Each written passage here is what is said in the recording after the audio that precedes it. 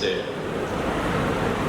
بچوں کو، ان کے والدین کو، ان کے فیملی اور خاندان کے جو بھی احباب یہاں موجود ہیں یا یہاں نہیں ہیں، سب کو مبارک دیتا ہوں۔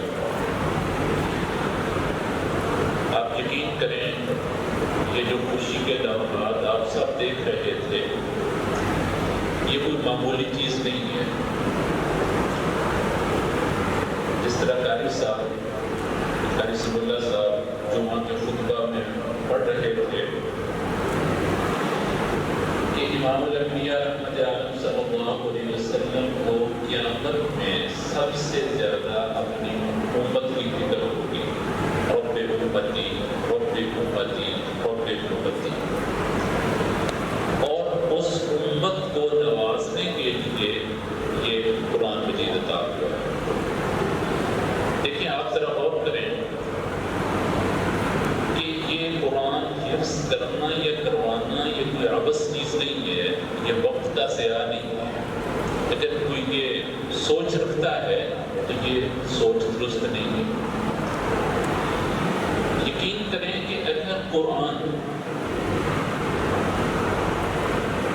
پرنٹڈ شکل میں آ جاتا، جس کو کتاب بولتے ہیں، کتابت کی شکل میں آ جاتا، جس طرح تورات آئی، اللہ رب العزت قادر تھے، بھیج سکتے تھے، لیکن اللہ رب العزت نے قرآن مجید کلام کی صورت میں بھیجنا شروع کیا، اور اس کلام کے مرحلے واسطے آئے۔ یہی وجہ ہے کہ سب سے پہلا طبقہ، خواہ وہ خواتین ہوں یا مرد ہوں، انہوں نے اسی طرح صوت اور آواز کی صورت میں، وائس کی صورت میں ایک سے دوسرے کے ساتھ قرآن کی حفظ کرنے کا مرحلہ شروع کیا۔ کوئی اس قسم کی کتابی صورت نہیں تھی، کوئی ریٹن یا پرنٹڈ چیز نہیں تھی۔ تو جب قرآن مجید کا آغاز اس طرح ہو رہا ہے اور اس کے اندر جو بھی واسطے شامل ہو رہے ہیں، سب کو نوازنے کے لیے امام الانبیاء رحمت عالم صلی اللہ علیہ وسلم کی امت کو خصوصی طور پہ اس طرح نوازا گیا۔ تو اس لیے یہ بہت بڑا عمل ہے۔ اللہ رب العزت ان بچوں کی صلاحیت کو اور بڑھائے، ان کی ذہانت، قوت حافظہ کو اور بڑھائیں۔ اللہ رب العزت آخری سانس تک ایک قرآن کو سینے سے لگا کر زندگی گزارنے کی توفیق عطا فرمائیں، اور اللہ رب العزت اساتذہ، والدین اور گھر کے بڑوں کی جو محنتیں، قربانیاں، دعائیں ہیں، اللہ سے رو رو کے مانگنا ہے، اللہ اس کے اندر مزید برکتیں عطا فرمائیں۔ آپ یقین کریں، اگر تھوڑی سی سوچیں، یہ دن ایسے نہیں سب کو نصیب ہوگی۔ ہر بچے کے پیچھے ایک ہسٹری ہے، ایک داستان ہے۔ اس کی ماں سے پوچھیں، اس کی دادی سے پوچھیں، اس کی نانی سے پوچھیں، اس کے باپ سے پوچھیں کہ کیا کچھ کرنا پڑا، اور اس کے استاد سے پوچھیں کہ کیسے کیسے مرحلے آئے۔ لیکن اللہ رب العزت کی طرف سے جو رحمت تھی اور اس کی جو امیدیں تھیں، اور اللہ رب العزت کی طرف یہ یقین تھا کہ اللہ رب العزت انشاءاللہ کنارے لگائیں گے، اللہ نے لگا دی۔ اس کے دوران مرحلے آتے ہیں، کبھی کوئی چھوٹی سی چیز بڑی بن کر نظر آتی ہے، کبھی اندر اور باہر سے شیطانی جال، من الجنۃ والناس، وہ نظر آتے ہیں۔ لیکن ان سب موقعوں پر اپنے آپ کو سنبھال کر چلیں اور ایک بہت بڑی منزل کو سامنے رکھنا، عزم مصمم کے ساتھ چلتے رہنا، اور اللہ کی طرف دھیان کرنا کہ اللہ رب العزت ان قربانیوں پر جو دیں گے وہ تصور نہیں ہو سکتا۔ اب چونکہ ایسا موقع ہوتا ہے، ماشاءاللہ اتنے سارے بچوں کی یہ آمین تھی، گھر سے بھی ماشاءاللہ فیملی ممبرز تشریف لائے ہوئے ہیں، کچھ بات باتیں ہوتی ہیں جو میں عرض کرنا چاہتا ہوں. ماحول نہیں ہے, بچے بھی بیچارے بیٹھے ہیں, انہوں نے شاید کھانا بھی کھانا ہے بھی. لیکن بھائی آپ بڑے بیٹھے ہو, میری ایک گزارش ہے, ریکویسٹ ہے, یہ ذہن میں رکھو. دیکھیں اگر یہ بچے بیٹھے ہیں, کوئی 30 kg کا ہوگا, کوئی 35 کا ہوگا, کوئی 40 کا ہوگا, اگر ان کو ترازو کے ایک پلڑے میں سکیل کی ایک سائڈ پہ رکھ لیا جائے اور دوسری سائڈ پہ ڈالر ڈال دیں, دوسری سائڈ پہ چاندی اتنے kgs ڈال دیں, اتنے kg سونا ڈال دیں, اس بچے کے اگینسٹ دوسرے ترازو میں جو ڈالر آئے, جو سونا آیا, وہ چاندی آئی, وہ آپ کو پیک کر کے دے دی کہ یہ آپ کی ہے, آپ اس کو گھر لے جاؤ. کیا خیال ہے, آپ اس کو گیٹ کے باہر رکھ دو گے, صحن کے اندر لے جا کے رکھ دو گے؟ سیفسٹ جگہ جو گھر کے اندر ہوگی, محفوظ ترین جو جگہ ہوگی, وہاں جا کے رکھو گے, یا زیادہ سے زیادہ بینک میں جا کر لاکر لے جاؤ گے, وہاں جا کے رکھ دو گے. تو کیا یہ جو 30 kg اور 35 kg اور 40 kg کا بچہ ہے, جس کو اللہ نے اپنے سینے اور دماغ کے اندر قرآن محفوظ کرنے کی سعادت دی ہے, یہ ہمارے لیے ان ڈالر سے, اس سونے اور کی چاندی سے, اس سے کم قیمت ہے؟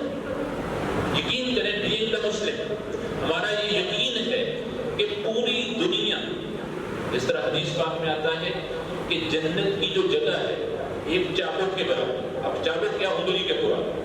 اب اس انگلی کی پیمائش 1.5 سے 2 فٹ کیا ہے, کتنے اسکوائر سینٹی میٹر بنے گی؟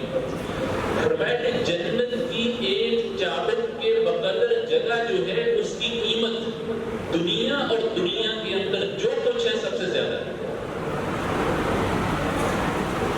تو پھر اس کو اور اس کی فیملی کے 10 لوگوں کو جو اس نے لے کر جانا ہے, اور اللہ نے اس کو جو جنت دینی ہے اس دنیا سے بھی 10 گنا بڑی, اور جتنا اونچا درجہ دینا ہے کہ اقرا فارتقب, کہ پڑھنا شروع کر اور چڑھنا شروع کر, ان منزلک عند آخری آیت تک ہوگا, تیرا مقام وہ ہے جہاں آخری آیت جا کر ختم ہوگی.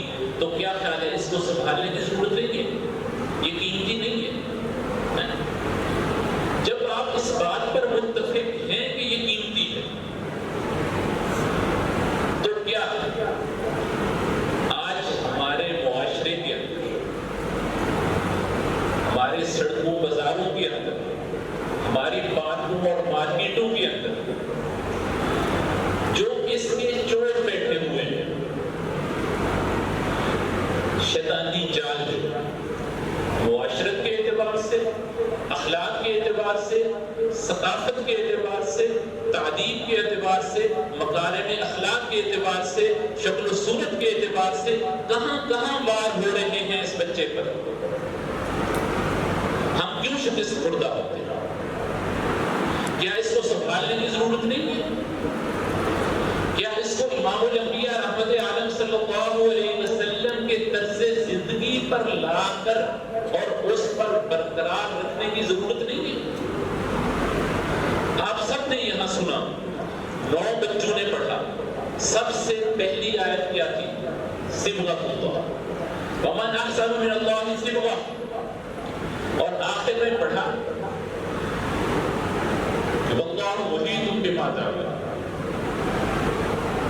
اللہ کا ایک رنگ ہے, حدیث تخلقوا باخلاق اللہ, اللہ والی عادات, اللہ والی صفات اپناؤ,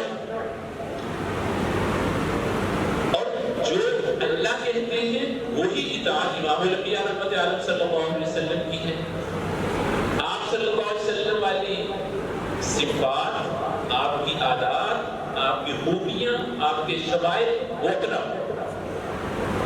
کیا زندگی کا کوئی شعبہ کشنا ہے کہ آپ نے نماز پڑھنا تو سکھا دی, آپ نے گھر میں رہنا سہنا نہیں سکھایا, آپ نے پہننا نہیں سکھایا, آپ نے شکل و صورت بنانا نہیں سکھایا, آپ نے بات نہیں سکھائی؟ کون سا ایسا شعبہ ہے جو کشنا ہے؟ یہودی اعتراض کرتے تھے کہ ان کا نبی تو ان کو استنجا میں ڈھیلے استعمال کرنا بھی سکھاتا ہے. اور صحابہ نے پراؤڈلی فخر کے ساتھ کہا کہ ہمارا دین اتنا کامل اتم اور جامع ہے کہ ہمیں چھوٹی سے لے کر بڑی چیز تک بھی بتائی جاتی ہے. لیکن میں حیران ہوں، یقین کریں کہ ہمارے یہی بچے جو ہمارا سرمایہ ہیں، جو ہمارا اثاثہ ہیں، ہم سستی کی وجہ سے، چوکنے نہ رہنے کی وجہ سے، ان کو اپنے ہاتھ پر چھوڑ دینے کی وجہ سے اتنی سعادت سے محروم ہوتے ہیں. حافظ قرآن ہو نماز نہ پڑھے، حافظ قرآن ہو جھوٹ بولے، حافظ قرآن ہو لگی بجھائی کرے، حافظ قرآن ہو یا تہجد نہ پڑھے. حافظ قرآن ہے، دکھنے سے نظر ہی نہیں آتا یہ حافظ ہے. یہ بات کڑوی نہیں ہے، یقین کریں بڑی میٹھی بات کہہ رہا. حافظ قرآن ہے، دکھنے سے نظر نہیں آتا کہ یہ حافظ ہے. اتنا بڑا ظلم. ہم بڑے کہاں سے ہوئے ہیں؟ ہم نے کیوں اتنے سال لگائے تھے؟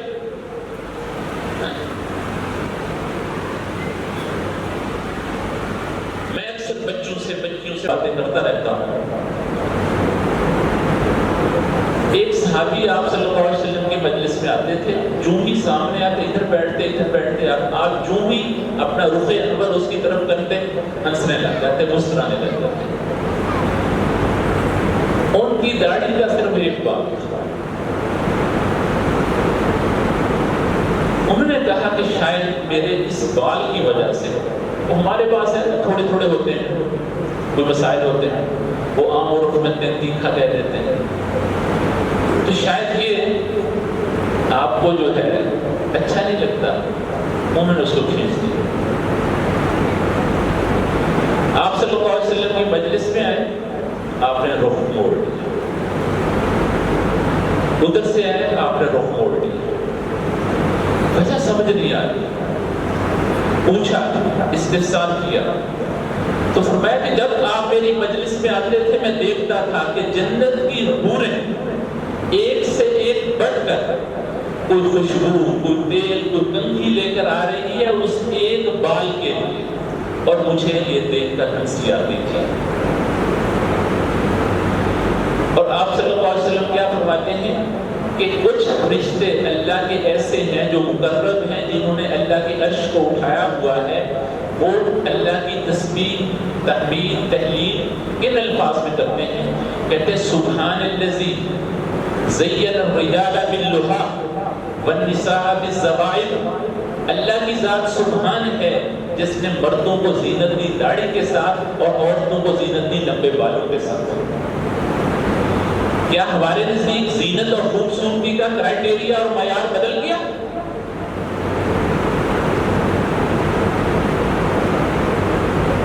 فارس سے دو سفیر آئے، قاصد آئے. دیکھیں میں تنقید نہیں، صرف احساس دلا رہا ہوں. اگر ہم نہیں کر پا رہے، دل کے اندر ندامت ضرور ہو اور اللہ سے مانگے کہ اللہ ایک وقت آئے مجھے یہ توفیق دے. تو جب مجلس میں آئے، مونچھیں بڑی ہیں، داڑھی مڑی ہوئی. آپ صلی اللہ علیہ وسلم منہ پھیر یہ میں جواب دینے لگا ہوں جو آج یہ بھی کہتے ہیں روشن خیال یہ کلچر کا حصہ ہے. تو پوچھا من امرکم بہذا، ایسی شکل بنانے کا تمہیں کس نے حکم دیا؟ تو انہوں نے کہا ہمارا نہ ربنا، وہ اپنے بادشاہ کو رب کہتے تھے کہ ہمارے رب نے ہمیں ایسی شکلیں بنانے کا. ہمارے بھی بعض اوقات سیولائزیشن کے معیارات بدل گئے ہیں.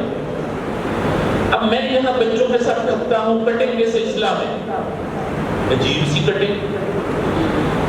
بورڈ میں داخلہ ٹیسٹ کے لیے داخلہ فارم پر ان ریٹن ہوتا ہے کہ جس بچے کی cutting equally from all the side cutting نہیں ہوگی، ٹھیک ہے، اس کو ہم ایگزام میں نہیں بیٹھنے دیں گے. ممتحن اسی وقت اس کو فیل کر سکتا ہے. وہ کہتے ہیں جی اس میں کیا مسئلہ ہے؟ ٹھیک ہے، ادھر سے سارے ختم ہیں اور درمیان سے جناب وہ بفرقی میں. تو بنانے کا کس نے کہا ہے؟ تو انہوں نے کہا کہ ہمارے رب نے مجھے ایسے کہا ہے۔ آپ نے فرمایا امرانی ربی، آپ کا رب کون ہے؟ اللہ۔ کیا فرمایا؟ امرانی ربی، میرے رب نے مجھے حکم دیا ہے ان اقص الشارب واقف اللحى، کہ میں مونچھیں کٹواؤں اور داڑھی بڑھاؤں۔ اب بتاؤ یہ کلچر ہے یا اللہ کا حکم ہے اور نبی پاک صلی اللہ علیہ وسلم کا حکم ہے؟ کتنی آیت حدیثیں ہیں اس بارے۔ حضرت عثمان رضی اللہ تعالیٰ عنہ بڑے امیر کبیر تھے، سردار تھے، خاندان اونچا تھا اور دوہرے داماد بھی تھے۔ یہ مجھے پتا ہے، یہ پہلے زمانے میں جو ذرا بڑے چودھری سردار جہاں خان ہوا کرتے تھے، وہ جو تہمت دھوتی لاچا باندھتے تھے، وہ جتنا بڑا ہوتا تھا اتنی اس کے پیچھے گھسٹتی جاتی تھی۔ شاید آپ ایسے بہت ساروں کو اس چیز کا پتا ہوگا۔ تو ان کے اس خاندان کے اندر بھی یہی طریقہ تھا۔ تو حضرت عثمان رضی اللہ تعالیٰ عنہ اسلام لانے کے بعد، جو کہ آپ سے سن چکے تھے کہ عورتیں ٹخنے ننگے نہ رکھیں اور مرد ٹخنے چھپا کر نہ رکھیں، ننگے رکھیں، تو ان سے کسی نے پوچھا کہ عثمان آپ کا سارا خاندان تو ایسے کرتا ہے، آپ یہ اونچے جو شلوار کیوں رکھتے ہو؟ سب سے پہلے حضرت عثمان نے شلوار پہننا شروع کی۔ تو عجیب جواب دیتے ہیں کہ ہمارے لیے ہے کہ ہمارے اندر جو ڈول نیچر آ گئی ہے نا، ہم ادھر بھی دیکھتے ہیں ادھر بھی دیکھتے ہیں، اپنے کلمے کو دیکھتے ہیں، دل ادھر کو دیکھنے کو چاہتا ہے، اور جب یورپ کی چکاچوند کو دیکھتے ہیں تو دل ادھر کو دیکھنے کو چاہتا ہے۔ یہ ڈول نیچر ہے ہمارے۔ پر بلا کہتا ہوں، بے شک میں ہوں اور بھی وہ مخلص بنا ختم ہے۔ تو کیا جواب دیتے ہیں؟ جب سے امام الانبیاء رحمت عالم صلی اللہ علیہ وسلم کو دیکھا ہے، دوسروں کو دیکھنا چھوڑ دیا۔ ہم نے دیکھا تو نہیں ہے، اللہ ہمیں دیکھنا نصیب کرے، اللہ ہمیں آپ کی زیارت نصیب کرے، اللہ ہمیں آپ کے مبارک ہاتھوں سے حوض کوثر نصیب کرے، اللہ ہمیں آپ کی مجلس اور صحبت نصیب کرے۔ میں 97 میں گیا تو میں نے یقین کریں یہی دعا کی روضہ اقدس کہ اللہ اس وقت جو ہماری قسمت میں یہاں آنا ہوا، ہم دیدار سے مجلس سے محروم ہیں، لیکن اللہ قیامت میں ہمیں محروم نہ کر۔ تو کیا کہا کہ جب سے آپ صلی اللہ علیہ وسلم کو دیکھا اور ان کو دیکھنا چھوڑ دیا، اب مسلمان عورت، مسلمان مرد، مسلمان نوجوان، مسلمان بچہ کس کو دیکھ کر کرتے ہیں؟ آئیڈیل کون ہے؟ دیکھیں، اوروں کی بات نہیں ہے، کہتے ہیں تو اپنی نویلٹی نو اور ڈال کر، میں تو اپنے چھوٹا حفظ کے بچوں کے رونے رو رہا ہوں، ان کے خاندانوں سے بات کر رہا ہوں، ان کے اکابر اور بڑوں سے بات کر رہا ہوں کہ ہم اتنی بڑی جو کمائی ہے ہماری، جس کی اتنی اعلیٰ قیمت ہے، ہم اس کو کیوں ضائع کرتے ہیں؟ یقین کریں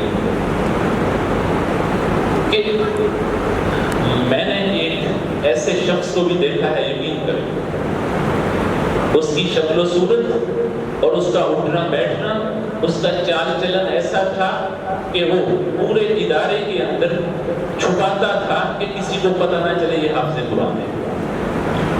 تو کیا یہ اللہ کی نعمت کی ناشکری نہیں؟